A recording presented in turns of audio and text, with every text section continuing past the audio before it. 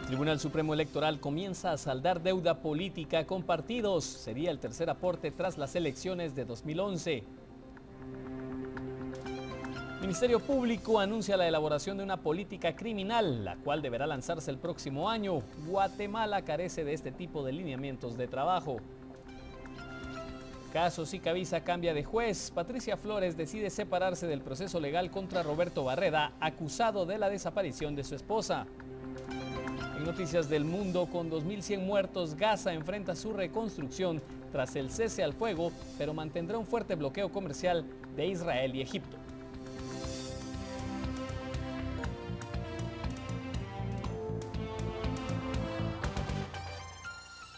Esta es la emisión en directo de Noticiero Guatevisión, con nuestro jefe de redacción, William Poró.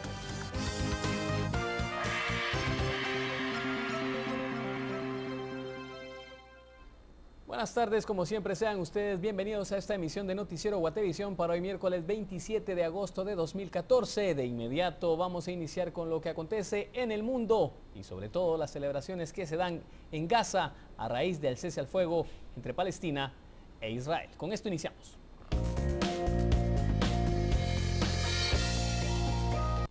Y precisamente respecto de este tema, María Alejandra Martínez, a quien le damos la bienvenida a esta hora, nos dará un panorama completo de lo que ocurre luego de esta firma, de este cese al fuego. María Alejandra, ¿qué ha sucedido a raíz de este anuncio, tan esperado anuncio en esta región, en la Franja de Gaza? Así es, William, buenas tardes. Un amplio panorama mundial, tal como tú lo dices. Entre tanto, destaca el alto fuego que permanece en la Franja de Gaza. Más adelante le daremos los detalles, así como la lucha por el medio ambiente a nivel mundial. Bien, entonces damos inicio con las noticias internacionales. El alto el fuego sin término entre Israel y los milicianos palestinos en la Franja de Gaza se sostiene, mientras muchos en ambos bandos del conflicto se preguntan qué se logró durante los 50 días de combate. La guerra de Gaza, la tercera ronda de combates desde que el grupo miliciano islámico Hamás tomó el poder en el 2007, dejó más de 2.100 muertos, dio lugar a la destrucción generalizada de la franja costera densamente poblada y paralizó gran parte del sur de Israel durante la mayor parte del verano. Después de más de 7 semanas de combates, las dos partes se conformaron con un acuerdo provisional ambiguo a cambio de un periodo de calma. Hamás, aunque gravemente golpeado, permanece en control de Gaza con parte de su arsenal militar intacto. Hoy, el ejército israelí dijo que no hay informe de violaciones desde el alto el fuego entrara en vigor a las 7 de la noche, hora local del martes. Hamás declaró la victoria a pesar de que tenía poco que mostrar por una guerra que mató a 2.143 palestinos, hirió a más de 11.000 y dejó unas 100.000 personas sin hogar. En el lado israelí, 64 soldados y 6 civiles murieron, entre ellos 2 por fuego de mortero palestino, poco antes de que se anunciara el alto el fuego.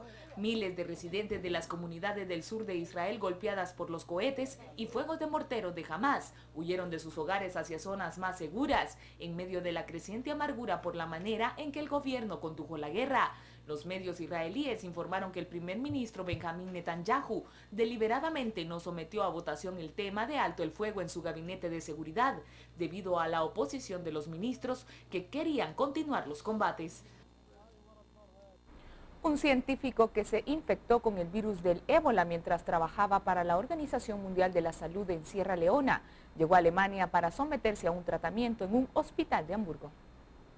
El vocero del Departamento de Salud de Hamburgo dijo que el paciente será tratado en el Hospital Uke a pedido de esa agencia de Naciones Unidas, ya que tiene la capacidad de llevar a cabo esta clase de tratamiento. La portavoz de la Organización Mundial de la Salud identificó al paciente como un hombre de Senegal infectado mientras trabajaba para la agencia como asesor.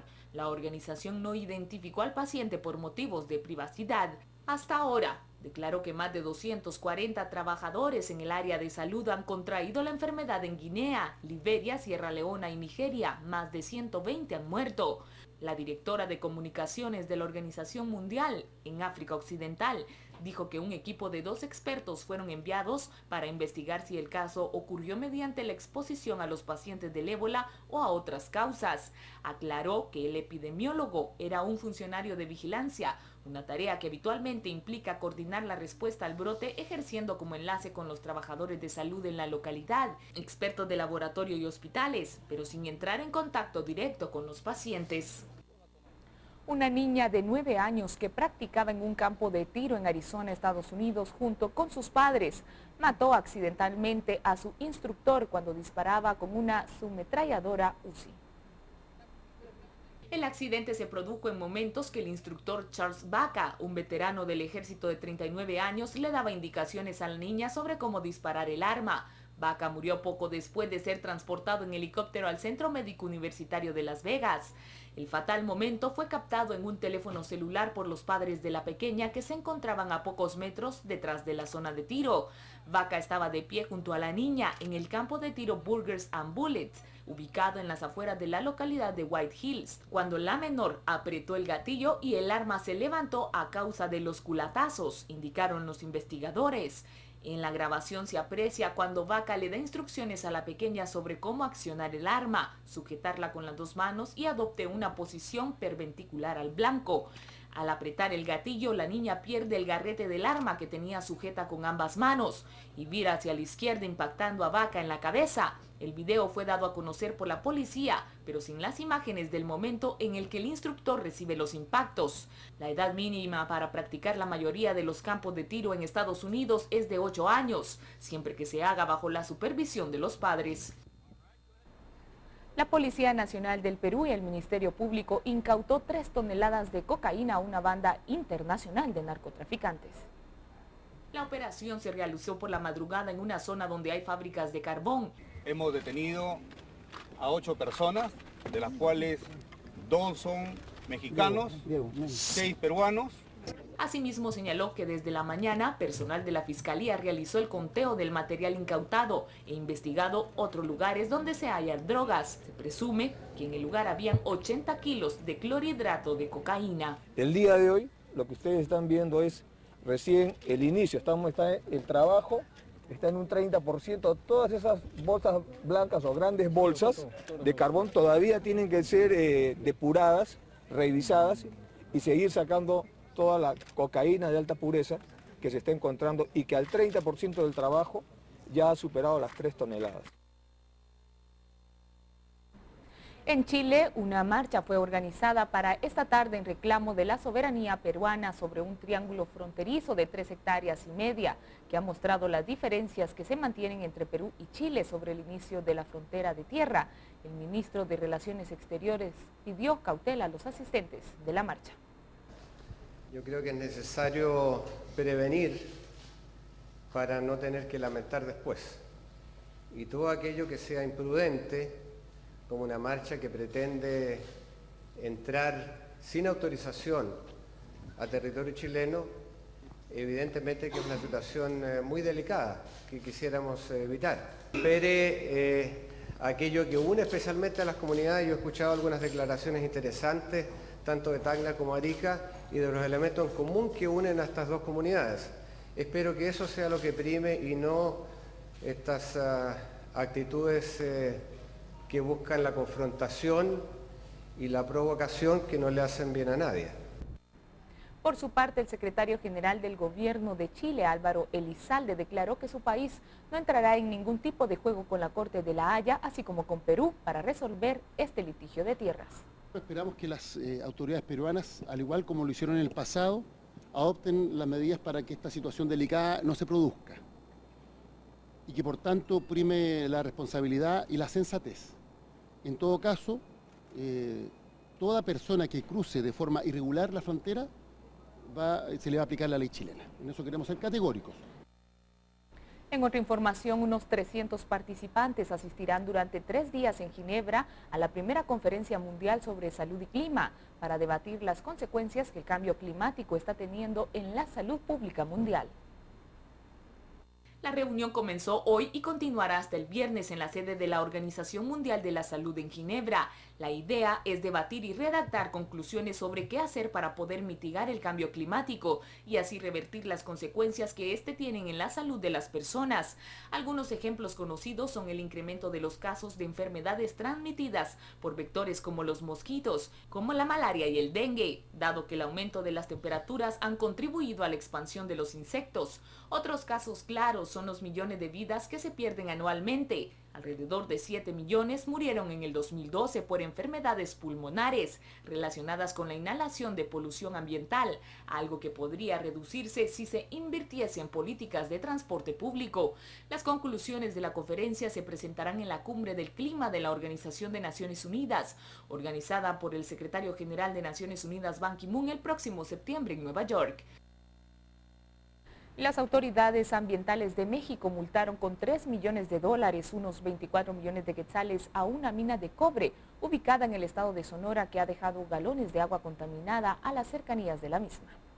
Según la Agencia Ambiental de México, las fuertes lluvias en la mina de cobre de Buenavista en la ciudad de Cananea causó un desbordamiento de aguas ácidas en la mina del río Sonora y las vías fluviales cercanas a unos 40.000 metros cúbicos de agua a principios de agosto.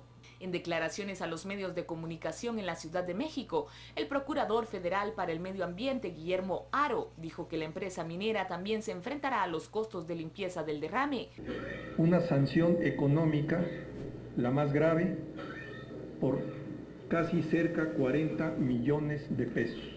Más evidentemente el costo de la remediación de los sitios dañados, afectados, por pérdida, cambio, deterioro, menoscabo, afectación o modificación del medio ambiente.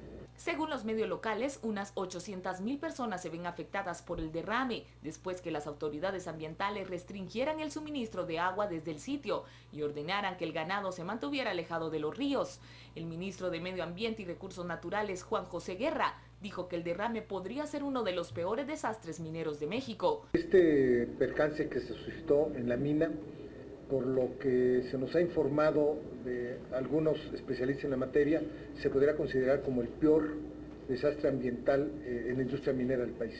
En los tiempos modernos, desde luego, ¿no? La mina Buenavista es uno de los más grandes de México y su producción de cobre es suficiente para permanecer en la producción de cobre durante al menos 70 años. La presidenta de Chile, Michelle Bachelet, inauguró el parque eólico más grande del país y lo llamaron el Arrayán. La jefa de Estado destacó la importancia de impulsar este tipo de generación eléctrica. Escuchemos sus declaraciones. La puesta en marcha de este parque es un paso más hacia el objetivo que nos hemos planeado como país en el marco de la agenda energética, que el 45% de la capacidad de generación eléctrica que se instale entre los años 2014 y 2025 provenga de fuentes no contaminantes. Tenemos razones para sentirnos optimistas porque este año se ha registrado un desarrollo importante de proyectos de energías renovables no convencionales en el país. Solo en el periodo enero a julio del 2014 han entrado en operación 600 megawatts, mientras que durante todo el año 2013 ingresaron apenas 291 megawatts. Finalizamos con una colorida noticia. Cientos de personas armadas con 140 toneladas de tomates participaron en la tomatina, tiñendo de rojo las calles españolas. El Ayuntamiento de Buñol, que se encuentra justo en el interior de Valencia, en la costa mediterránea de España. Este es el segundo año que los participantes tuvieron que pagar un billete de $10 para poder formar parte en la lucha. Alrededor de 24.000 participaron este año. Pues porque es tradición de toda la vida y siempre nos ha gustado venir a la tomatina. Ahora 3 meses sin probar el tomate del asco que nos da, pero no pasa nada. La batalla coincide con la fiesta del santo patrón de la ciudad, que se celebra en el transcurso de una semana, en la que tienen lugar diferentes actividades y celebraciones previas que culminan con esta batalla de tomates, que da fin a las fiestas.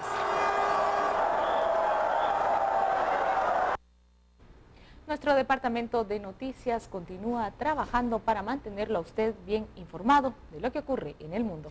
Así es, también puede seguir a nuestra compañera María Alejandra Martínez a través de las redes sociales en la cuenta @guatevisión_TV.